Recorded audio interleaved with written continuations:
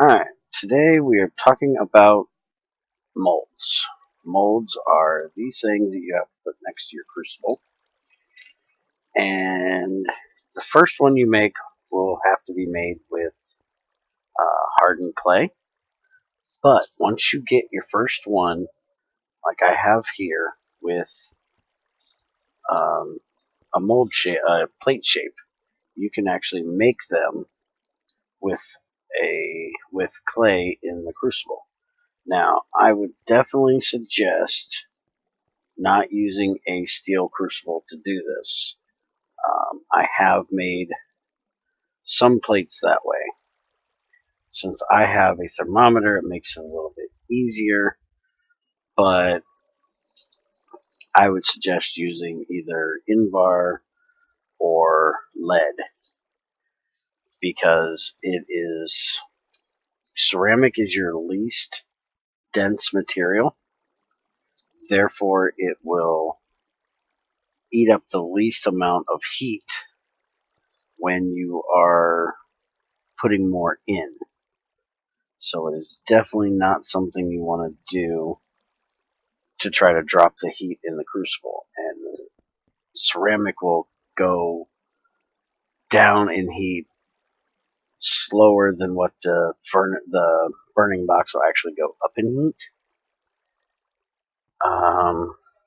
Just looking to see if I had any copper plates in around here. I do. Alright, so here's a mold made with ceramic plates.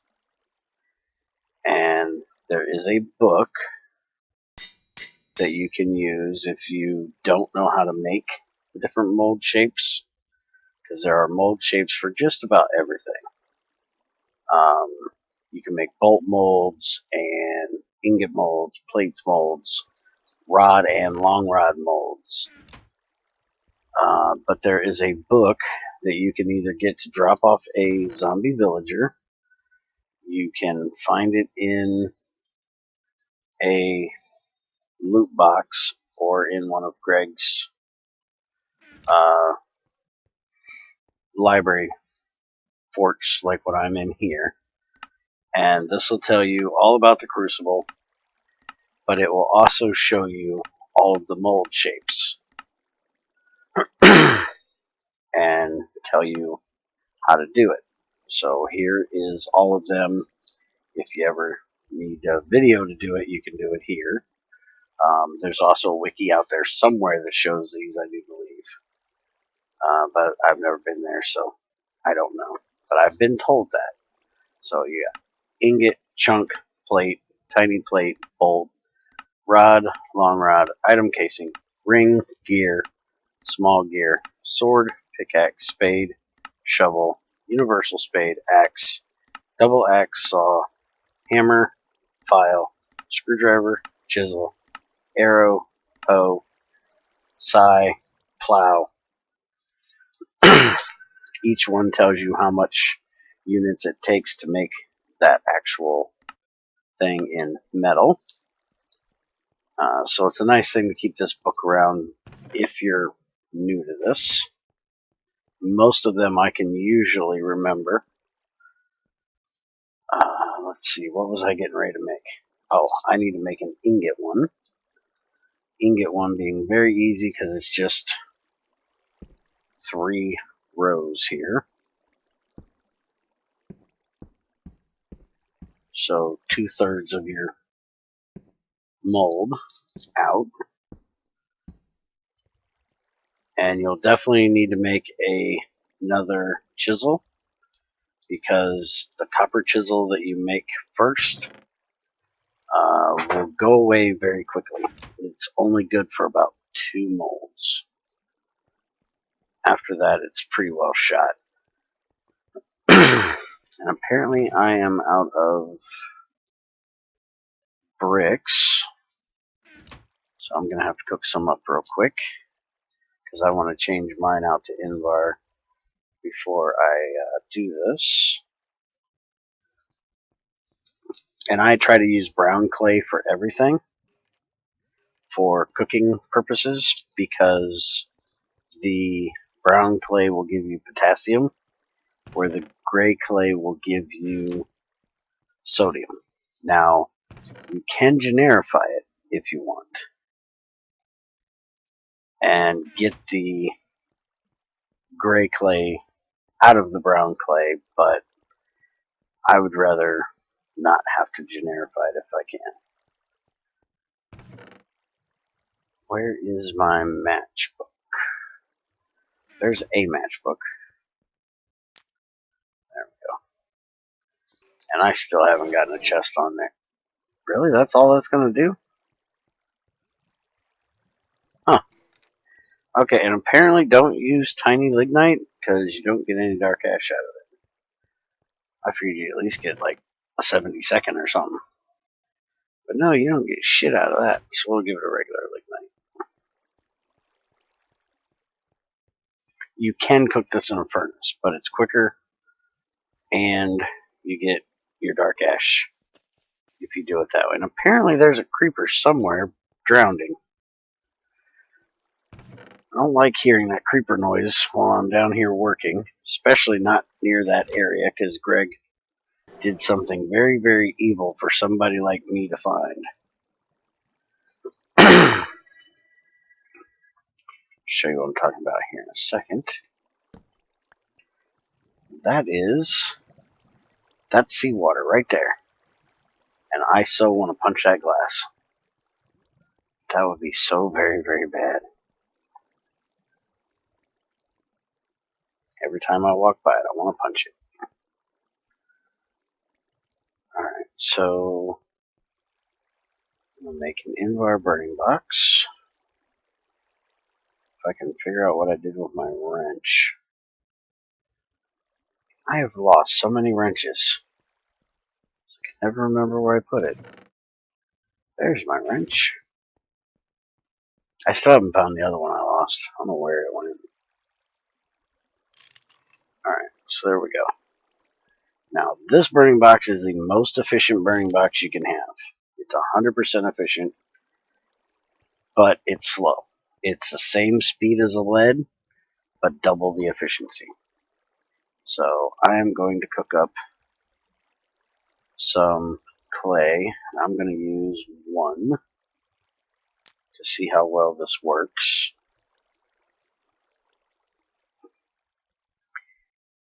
And one of the great things about doing this now, instead of doing it the other day, is Greg has made the pincers 10 times more useful in durability. They only use 10 durability rather than 100 durability for every click. So it makes them much more viable to be used. They are not as wasteful as they were before. The bad thing about doing ceramic plates in here is the fact that you have to get it to 2000, which is only 500 degrees from blowing up the crucible. So you have to be very careful with it. Always keep some extra on you to throw in. And I would even suggest keeping something on you like lead.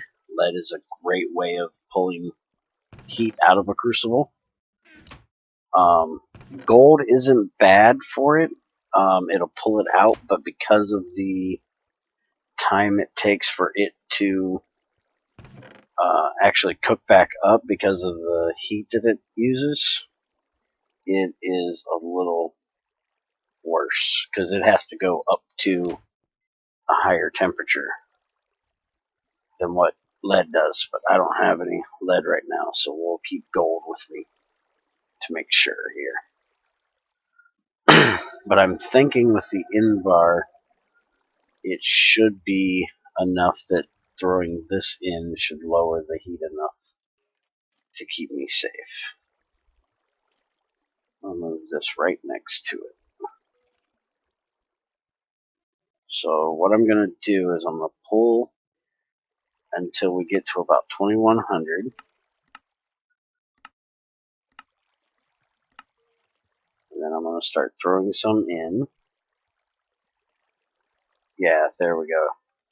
With this, it's not going up quick enough to make it melt down. This will be a good way I can get a lot of molds made. It'll be cheaper on the clay that I need to use. Alright, so I managed to get, what, about 6 of them out of there? Maybe a little bit more off of one piece of coal. So that's pretty good. Put another piece in there, and I'm going to do this entire stack of coal I have here, or stack of clay. That way I have plenty of plates, because I want to make, you know, just about every mold. There are some molds that are more important to have, like bolt molds. If you cut a rod into bolts, it can be wasteful in the durability of your saw. It can be done, but it would be better to pour them.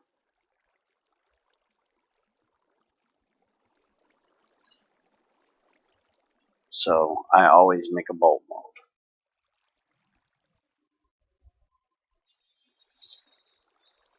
Now you still have to turn it into a screw if you need screws, so you will either need a lathe or you'll have to use a file. But at least being able to pour it will save you a little bit. And you only get 2 bolts for every rod if you cut it. And you should get 4 of them if you pour it. Throw all that in so I can look this up real quick. But bolts should be 1/8. Yeah, 0.125. So yeah, you actually lose half of your rod by cutting it with a saw, where if you pour it, you get the full amount. I'm trying to think if there's any other ones that are that way. Rings are nice to be able to pour as well, because those you have to use a bending cylinder and a hammer, so you lose durability on both. Those are some that I definitely always try to use. Also, your tools, like pickaxes and axes, you have to use 2 tools to make them, but you can actually pour them, which makes it better. Doesn't use your tool durability. And you will need a grindstone after you do them, but we'll talk about that in the next video when we actually make that. Alright, so there you go. That is all I'm going to do. All but 14 of them on 2 pieces of coal. And now I can make me a whole bunch of molds. I have 63 of them, so I can make 12 molds. So that will keep me busy for quite a while. So that's your video for today. Have a good one. See you next time.